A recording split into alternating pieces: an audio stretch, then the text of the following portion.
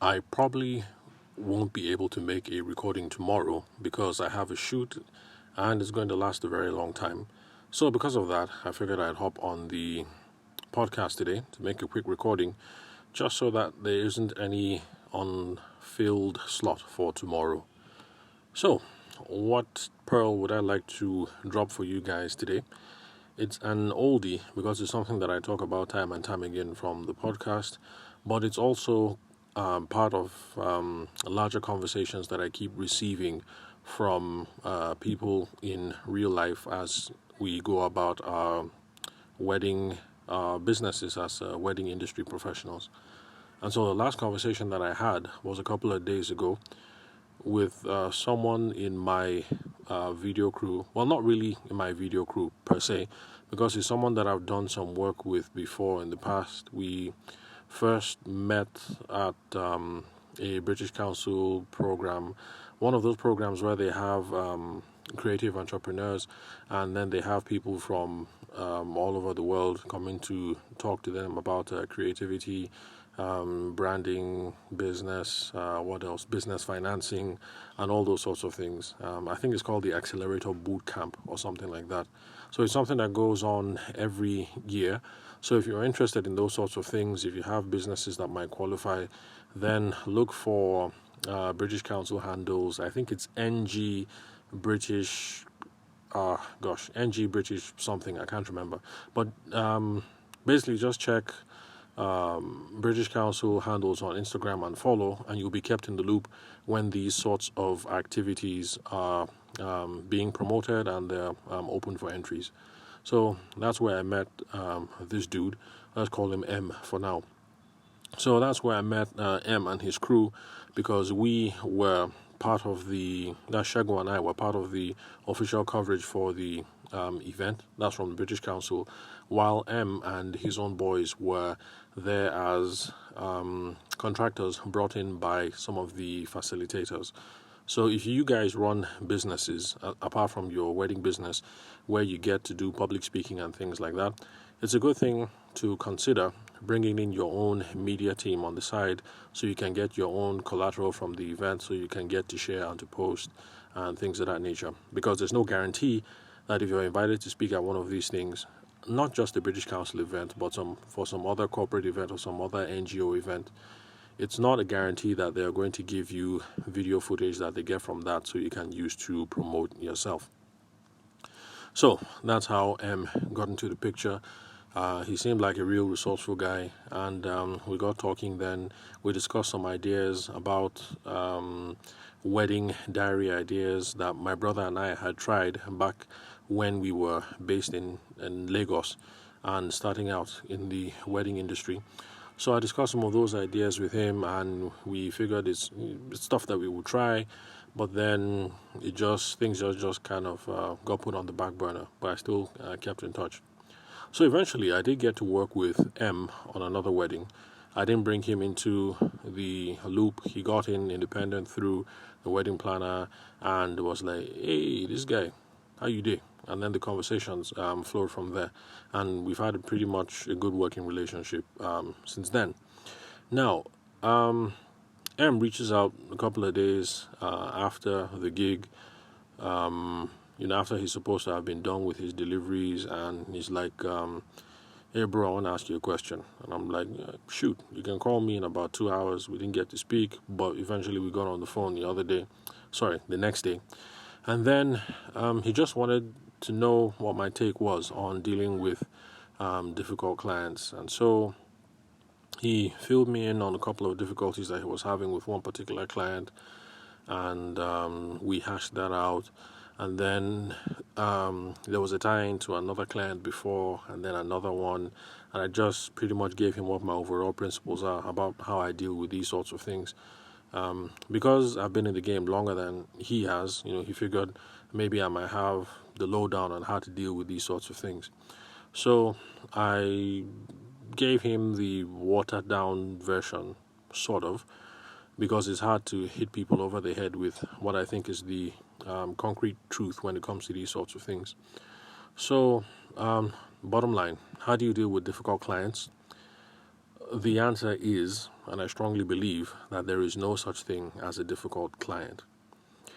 If this is your first time listening to the podcast, I know you're going to wonder, what is this guy saying?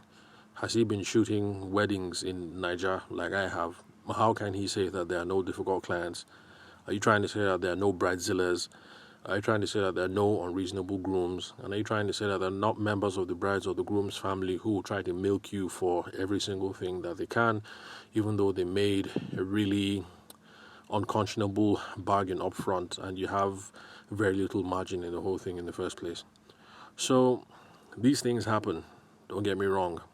But what I'm trying to say is that there's no such thing as a difficult client, because we are the professionals, so we are the ones who are supposed to take the initiative on these things to make sure that they do not happen.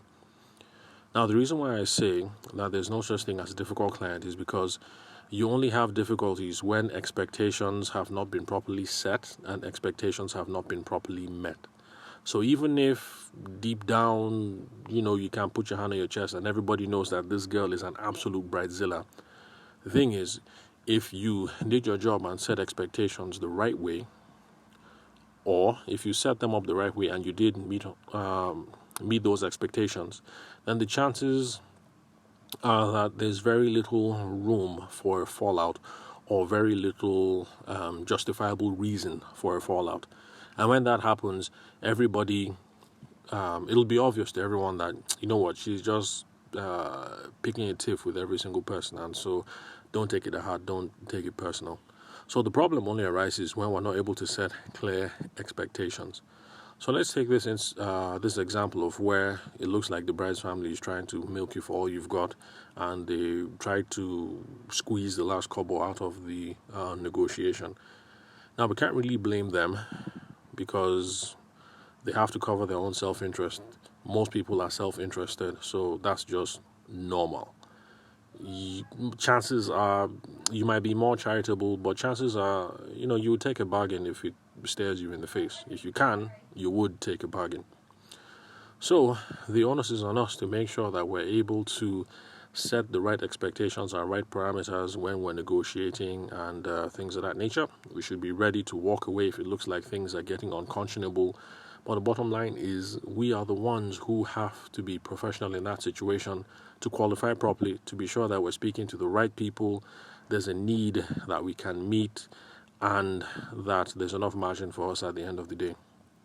Because let's face it, I have taken those weddings where I'm with the bride, and the way I see this bride, I know that she wants to shine, she wants to pop and all of that, but I'm much more of a candid shooter. But because I'm broke, I take it.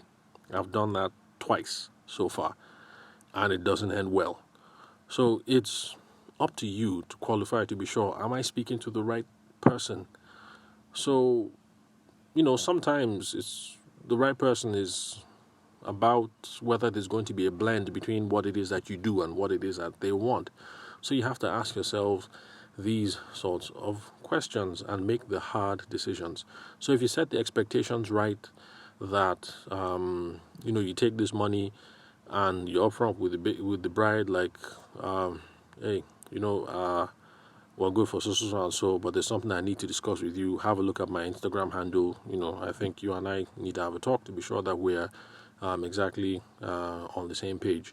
So if you guys have that conversation about what the expectations are, and maybe ideally she wanted to pop and she wanted to shine, she wanted to glow, but now she understands that you're a candid guy, but anyway, they're broke, so 150k is all that they can afford, so no problem. They will just give you the money and take whatever it is that they can get. Those things do happen, but you have to have these conversations up front, and you have to be real professional about it. Set the expectations, set the parameters, be sure that you understand what it is that is going on. You need to ask these questions up front. This is the only way that we're going to stop having these quarrels on the back end, and then we now turn around and say that we're dealing with a difficult client. Of course, there's going to be the bridezilla and there's going to be the monster groom that will slip through the cracks, because let's face it, some people are, I don't want to say psychotic, but there are some people are one kind, as you put it. So there's some people like that. Those ones will slip through the cracks. But if we do a good job, as the professional in this case, setting the right expectations, asking the right questions, delving deep to be sure that there's a match between what they want, who they are, and what we can deliver, the chances of these things coming up decrease and diminish over time. And that is the reason why I say there's no such thing as a difficult bride. There are only failed expectations. So if the thing has happened now, I'm going to give you what I think is a blueprint for how you can work around it. But the ultimate solution is to make sure that you're not involved in this kind of gbege in the first place. We're trying to make sure that we shouldn't be involved in this kind of quarrel in the first place, which is why setting expectations, asking the right questions, understanding the parameters, and making sure that there's a match, that's the reason why all that is the ultimate for dealing with this. Now, what I told M, and what I want to share with you guys is, when these things happen, it has already happened. First thing to do is to apologize and to take responsibility. Use your own verbiage. So, Madam Bride, I'm really sorry that things turned out the way that they did. I accept responsibility. I accept full responsibility for everything. And I'm going to do my best to make sure that I take care of the situation. And then you start asking a couple of questions. So, what is it that we didn't do right? What were you unhappy about? Okay, exactly what about this didn't you like? What about that didn't you like? The whole point of asking these questions is you're trying to get a sense of what the problem is so that you can redress. Because if you just shout and then the groom shouts and everybody is shouting at you and you guys get into a shouting match and you say, you know what, give me back the wedding album, and then you go and then you redo it and give it back to them again, chances are there's going to be another shouting match. Just let them shout, be cool, take responsibility, ask a couple of questions. You'll understand what the problem is. And if there's enough margin for you to do a reprint, or if you're going to ask for more money to do a reprint, I'll leave the particulars up to you. You now have better ammunition because you understand what the problem is, and then you will know how to go about fixing it. So if it's a retouching thing, you will know how to change the retouching. If it's an album design thing, you know how to go over with your new album design. So that's it, pretty much. So apologize, accept full responsibility, and do your best to try and make redress. Ask questions to be able to figure out what the problem is, and that will give you clues about how to redress it. And I think that is the very best way that you can handle it, because any other way is not going to allow you to come off this shining as a true professional.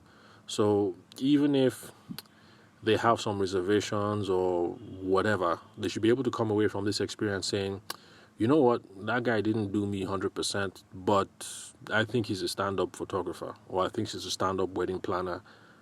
She's a woman of her word. So at the very least, that's the kind of feeling that they should get having dealt with you. That's the kind of reputation that you should leave on the board.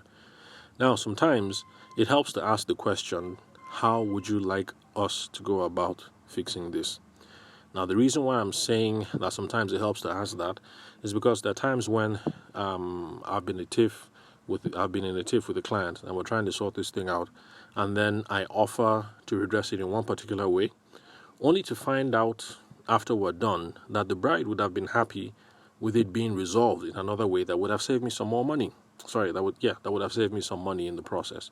So sometimes, if you're brave enough, you can ask, okay, I understand. Okay, so now how would you like us to go about resolving this? And hear what it is that the bride and the groom have to say, and then take the conversation from there. So that's a summary of what I told M about how to go about it. But M and I both agreed that the best solution is to make sure that you're not even in those situations in the first place. So that should be our focus. Make sure that you're not in that position of dealing with difficult brides in the first place. But if you ever are in the position to deal with a difficult bride, remember that there's no such thing as a difficult bride. You only have failed expectations. Expectations were not properly defined or understood. You're the professional. So take the initiative, apologize, accept responsibility, and then start trying to understand what the expectations are to see how you can make redress. So thank you very much, guys, for listening to the Sales for the Nigerian Wedding Industry podcast. I'm your host, Abuja-based event and wedding photographer, Tavishima Ayede. If I'm able to make another recording for tomorrow, then take this episode as a bonus. But if I'm not, then let's just take it that this recording that I'm making right now will be the filler for tomorrow. So I'll catch you guys at the next recording. And if I'm swamped because of the shoot, then you guys are not going to hear from me for another 2 days or so. But regardless, catch you guys at the next episode. And you all have a wonderful evening.